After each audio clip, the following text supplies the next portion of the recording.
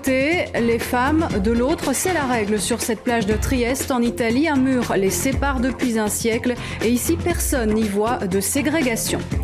Et si les plages urbaines sont de plus en plus à la mode, celle que nous allons découvrir à présent est unique en Europe. Sur le sable de Trieste, hommes et femmes ne se côtoient pas, un mur les sépare et ce depuis plus de 100 ans. Reportage de Valérie Dupont, notre correspondante en Italie. Été comme hiver, à la plage du Pedocine, ce groupe d'amis tape la carte entre hommes, sans une femme à l'horizon. Je salue ma femme chaque matin à l'entrée de la plage et on s'aime encore plus parce qu'on ne se revoit que le soir. L'épouse est avec ses amis et le mari avec les siens. De l'autre côté de la plage, autre sexe, même scène. Les femmes jouent à rami, libérées des regards masculins. Au moins, entre femmes, nous ne nous jugeons pas. Nous sommes toutes les mêmes et personne ne regarde les défauts des autres. Car depuis plus d'un siècle, un mur de 3 mètres de haut divise la plage, égare à celui qui essaie de voler une image du charme de ces dames.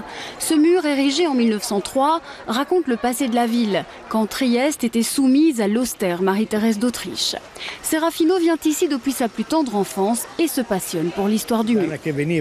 À l'époque, les soldats autrichiens venaient ici pour se laver et se débarrasser de leurs poux. Voilà pourquoi on la nomme la plage des poux.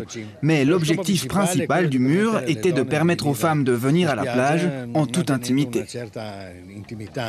Et depuis, malgré la libération de la femme, les habitués n'y voient aucune ségrégation. Au contraire, pour eux, c'est le mur de la liberté.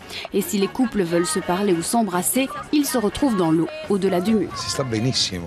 Entre hommes, on se sent parfaitement bien.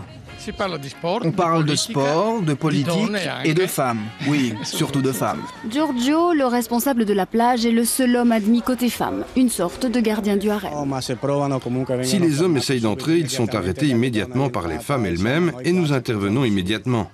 Dans les années 80, la ville a organisé un référendum pour tenter d'abattre le mur, mais la majorité des habitants ont dit « pas touche à notre mur ».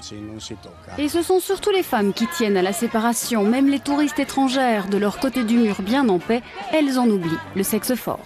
Oh non, moi je les aime beaucoup. Mais à un certain âge, peut-être je suis plus intéressée. Côté homme, malgré le mur, tous n'oublient pas comment se comporte un vrai macho sur les plages italiennes.